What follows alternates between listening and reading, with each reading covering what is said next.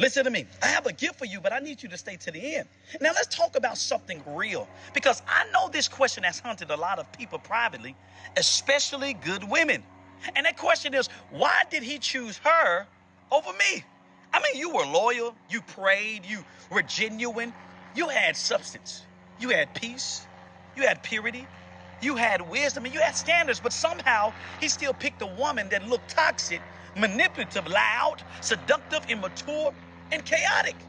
And if we're not careful, rejection will make you question your value, when really it exposed his appetite. Now, let me help somebody right now. Let's talk about it. Esther and Jezebel represents two different types of women spiritually. One knows how to build a kingdom. The other one knows how to control a king. And sadly, a lot of men are not looking for peace. They're looking for stimulation. That's why some men reject healing women and chase chaotic women, because dysfunction feels familiar to an unhealed man. Now, hear me carefully. A man addicted to emotional chaos will mistake peace for boredom. See, that's deep, because some men don't choose based on purpose. They choose based on their appetite, right? And Jezebel understood something Esther didn't have to use, which is control. See, Jezebel knew how to manipulate with emotions. She knew seduction. She knew ego strokes. She knew timing. She knew how to make weak men feel powerful while secretly controlling them. Look at Ahab in the Bible.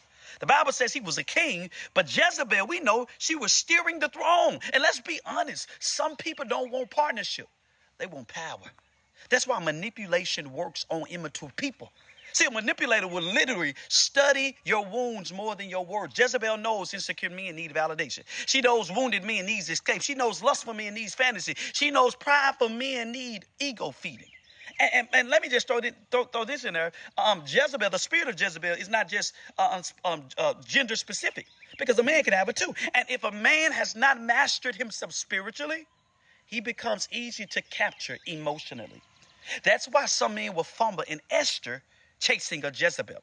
Not because Esther lacked value, but because wisdom is often quiet while dysfunction is loud. Now, hear me carefully.